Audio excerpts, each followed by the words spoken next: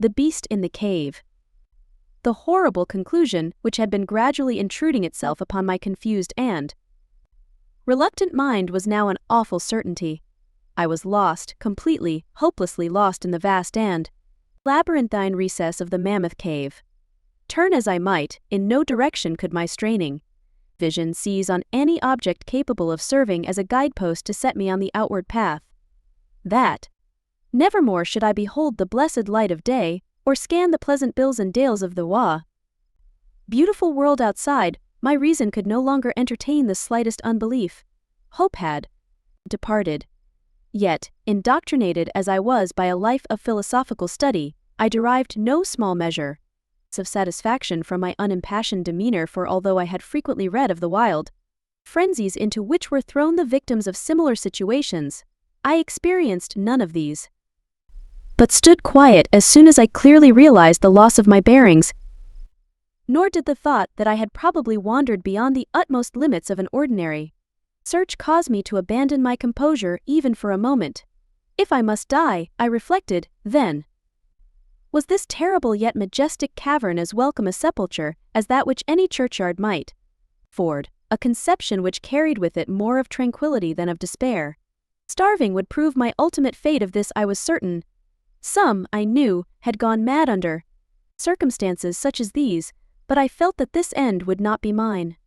My disaster was the result of no fault save my own, since unknown to the guide I had separated myself from the regular party of sightseers, and, wandering for over an hour in forbidden avenues of the cave, had found myself unable to retrace the devious windings which I had pursued since forsaking my companions. Already my torch had begun to expire. Soon I would be enveloped by the total and almost palpable blackness of the bowels of the earth. As I stood in the waning, unsteady light, I idly wondered over the exact circumstances of my coming end. I remembered the accounts which I had heard of the colony of consumptives, who, taking their residence in this gigantic grotto to find health from the apparently salubrious air of the underground world, with its steady, uniform temperature, pure air, and peaceful quiet, had found, instead, death in strange and ghastly form. I had seen the sad remains of their ill-made cottages as I passed them by with the party, and had wondered what unnatural influence a long sojourn in this immense and silent cavern would exert upon one as healthy and vigorous as I. Now, I grimly told myself, my opportunity for settling this point had arrived, provided that want of food should not bring me too speedy a departure from this life. As the last fitful rays of my torch faded into obscurity, I resolved to leave no stone unturned, no possible means of escape neglected. So, summoning all the powers possessed by my lungs, I set up a series of loud shoutings, in the vain hope of attracting the attention of the guide by my clamor. Yet, as I called, I believed in my heart that my cries were to no purpose, and that my voice, magnified and reflected by the numberless ramparts of the black maze about me, fell upon no ears save my own. All at once, however, my attention was fixed with a start as I fancied that I heard the sound of soft approaching steps on the rocky floor of the cavern. Was my deliverance about to be accomplished so soon? Had, then, all my horrible apprehensions been for naught, and was the guide, having marked my unwarranted absence from the party, following my course and seeking me out in this limestone labyrinth? Whilst these joyful queries arose in my brain, I was on the point of renewing my cries, in order that my discovery might come the sooner, when in an instant my delight was turned to horror as I listened for my ever-acute ear, now sharpened in even greater degree by the complete silence of the cave, bore to my benumbed understanding the unexpected and dreadful knowledge that these footfalls were not like those of any mortal man. In the unearthly stillness of this subterranean region, the tread of the booted guide would have sounded like a series of sharp and incisive blows. These impacts were soft and stealthy, as of the paws of some feline. Besides, when I listened carefully, I seemed to trace the falls of 4 instead of 2 feet. I was now convinced that I had by my own cries aroused and attracted some wild beast. Perhaps a mountain lion which had accidentally strayed within the cave.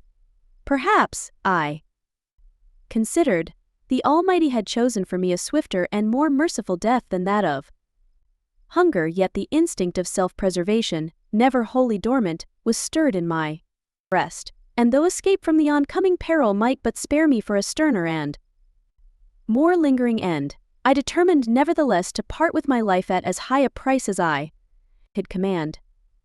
Strange as it may seem, my mind conceived of no intent on the part of the visitor save that of hostility.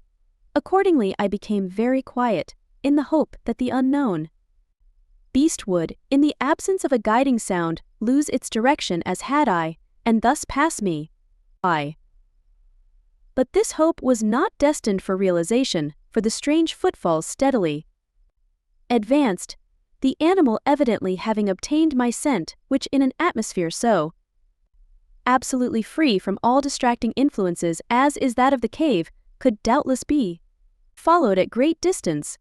Seeing therefore that I must be armed for defense against an uncanny and unseen attack in the dark, I groped about me the largest of the fragments of rock which were strewn upon all parts of the floor of the cavern in the vicinity, and grasping one in each hand for immediate use, awaited with resignation the inevitable result.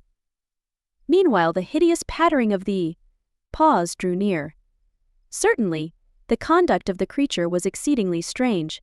Most of the time, the tread seemed to be that of a quadruped, walking with a singular lack of unison betwixt hind and 4 feet, yet at brief and infrequent intervals I fancied that but 2 feet were engaged in the process of locomotion. I wondered what species of animal was to confront me. It must, I thought, be some unfortunate beast who had paid for its curiosity to investigate one of the entrances of the fearful grotto with a lifelong confinement in its interminable recesses. It doubtless obtained as food the eyeless fish, bats and rats of the cave, as well as some of the ordinary fish that are wafted in at every freshet of Green River, which communicates in some occult manner with the waters of the cave. I occupied my terrible vigil with grotesque conjectures of what alteration cave life might have wrought in the physical structure of the beast, remembering the awful appearances ascribed by local tradition to the consumptives who had died after long residence in the cave. Then I remembered with a start that, even should I succeed in felling my antagonist, I should never behold its form, as my torch had long since been extinct, and I was entirely unprovided with matches. The tension on my brain now became frightful. My disordered fancy conjured up hideous and fearsome shapes from the sinister darkness that surrounded me, and that actually seemed to press upon my body. Nearer, nearer, the dreadful footfalls approached.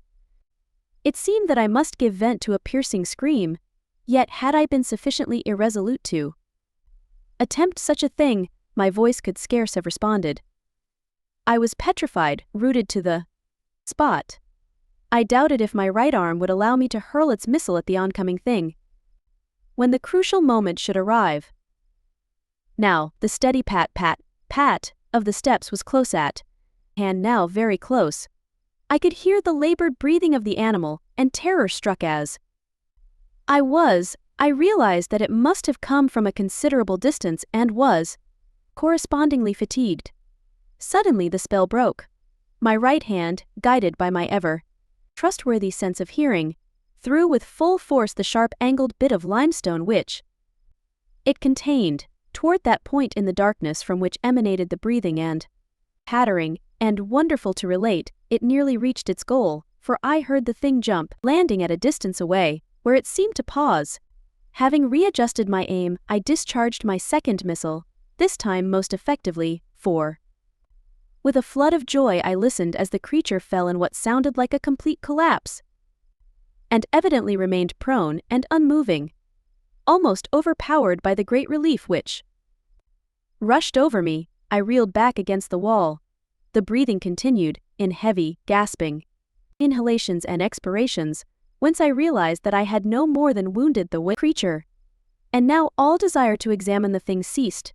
At last something allied to groundless, superstitious fear had entered my brain, and I did not approach the body, nor did I continue to cast stones at it in order to complete the extinction of its life.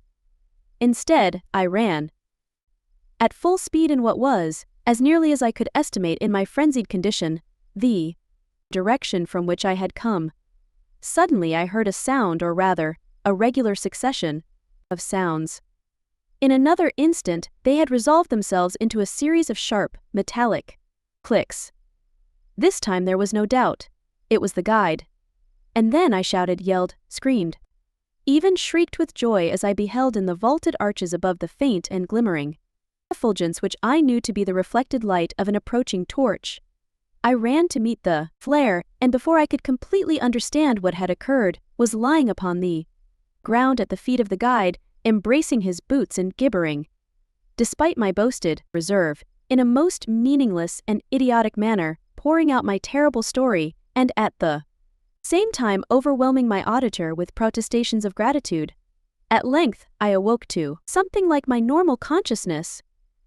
The guide had noted my absence upon the arrival of the party at the entrance of the cave, and had, from his own intuitive sense of direction, proceeded to make a thorough canvass of by passages just ahead of where he had last spoken to me, locating my whereabouts after a quest of about 4 hours.